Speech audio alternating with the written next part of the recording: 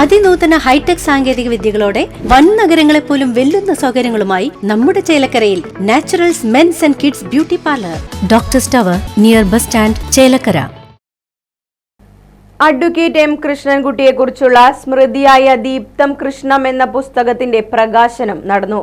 Vadakkanchery Keralavarma public library ഹാളിൽ വെച്ച് പ്രശസ്ത സിനിമാ സംവിധായകൻ സത്യൻ അന്തിക്കാട് പുസ്തകം പ്രകാശനം ചെയ്തു.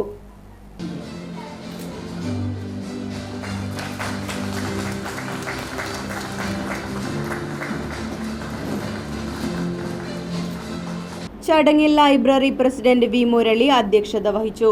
കേരള ആരോഗ്യശാസ്ത്ര സർവകലാശാല academic staff college director doctor V Unnikrishnan പുസ്തക പരിചയം നടത്തി.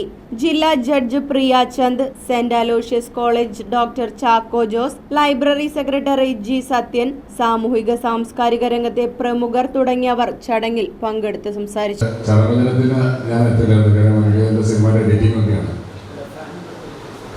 ഇവിടെ വന്നപ്പോൾ എനിക്ക് വലിയ സന്തോഷം തോന്നിയത്, ഒന്ന്, അക്ഷരങ്ങളെ സ്നേഹിക്കുന്നവർ മാത്രമുള്ള ഒരു സദസ്സും സ്ഥലവും. വന്നുകൊണ്ട് ഞാനിവിടെ ലൈബ്രറിയുടെ ഉള്ളിൽ പോയി വായനശാലയുടെ ഉള്ളിൽ കടന്നപ്പോൾ പഴയ ഓർമ്മകൾ ധാരാളം വന്നു.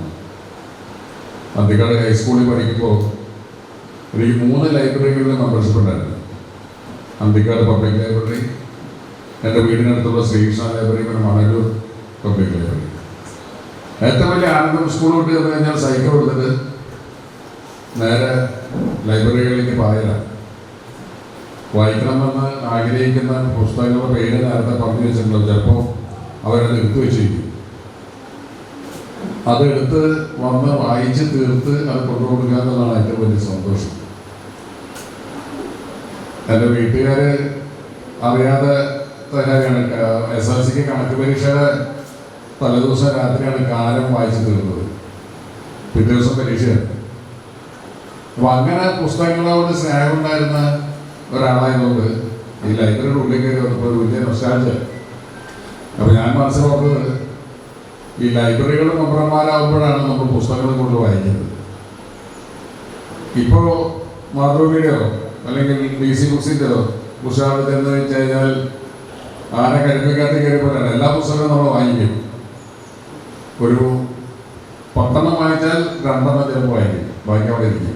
പക്ഷേ എങ്കിലും പുസ്തകങ്ങൾ അപ്പോൾ വായിക്കുന്നത് എപ്പോഴും ലൈബ്രറിയിൽ ചെല്ലുമ്പോഴാണ്. Right vision news, Vadakkanchery.